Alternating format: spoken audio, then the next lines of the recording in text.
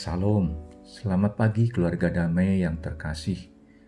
Bersyukur kita bisa berjumpa lagi dalam renungan Samas pagi hari ini. Sebelum merenungkan firman Tuhan, mari kita berdoa.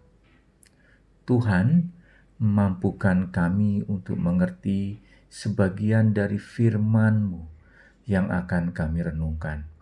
Datanglah Roh Kudus-Mu agar kami mampu membuka hati dan pikiran kami, dan biarlah hanya Engkau sendiri yang dimuliakan. Amin. Renungan pagi hari ini mengambil tema 5 karakter Kristen.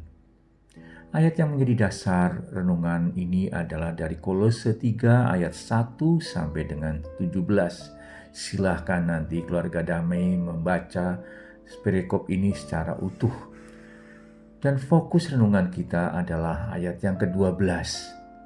Begini ayat ke-12 tersebut. Karena itu sebagai orang-orang pilihan Allah yang dikuduskan dan dikasihinya, kenakanlah belas kasihan, kemurahan, kerendahan hati, kelemah lembutan, dan kesabaran. Keluarga damai yang terkasih, kalau saja Anda ditanya, siapakah Anda? Apa kira-kira jawaban Anda? Saya menerka mungkin saja Anda akan menyebutkan nama, pekerjaan, jabatan, atau alamat. Namun untuk lebih jelas, Anda bisa juga menunjukkan KTP Anda. Tapi kalau si penanya minta agar Anda minta menjelaskan 5 karakter terbaik Anda, apa yang akan Anda jelaskan? Mampukah kita semua mengakui 5 karakter sebagai orang Kristen seperti yang diminta oleh Rasul Paulus? Rasul Paulus mengatakan ada 5 hal yang sangat penting menjadi identitas seorang Kristen. Yang pertama adalah belas kasihan atau compassion, yaitu keterpanggilan kita untuk memperhatikan dan membantu orang lain. Kedua adalah kemurahan atau kindness, yaitu sikap positif kita dalam memperlakukan orang lain. Ketiga adalah kerendahan hati atau humbleness of mind, yaitu cara kita untuk tidak menonjolkan keakuannya atau ego kita. Dan kelembutan, yaitu sebuah sikap untuk bisa menerima dan memperlakukan keinginan orang lain yang mungkin beda dengan keinginan kita. Dan yang kelima oleh Rasul Paulus dikatakan kesabaran, yaitu sebuah sikap untuk menerima sesuatu yang tidak kita kehendaki, yaitu sebuah daya tahan kita untuk bertahan, untuk bisa bersikap walaupun ada hal-hal yang tidak kita harapkan. Kalau kita perhatikan 5 kualitas karakter yang diminta oleh Rasul Paulus adalah suatu sikap atau suatu sifat yang unik, karena sesuatu yang menjelaskan kualitas diri manusia di tengah konteks sesama atau masyarakat.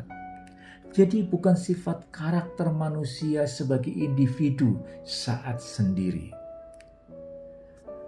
Kemampuan kita mengontrol dan menggerakkan hati kita dalam keberadaan kita di tengah-tengah masyarakat menjadi hal yang sangat penting. Ketika kita bersama dengan orang lain, kita hanya bisa menunjukkan belas kasihan, kelembutan, bukan saat kita dalam situasi sendiri, tapi kita bisa menunjukkan ketika kita berada dan berhadapan dengan orang lain. Inilah 5 karakter yang sangat diharapkan oleh Rasul Paulus yang saat itu ditujukan untuk jemaat Kolose. 5 karakter hanya dapat terlihat melalui tindakan nyata kita terhadap orang lain. Ini adalah cara kita memperlakukan orang lain. Sikap kelembutan, rendah hati hanya dapat terlihat melalui tindakan dan perbuatan kita saat kita berhadapan dan memperlakukan orang lain.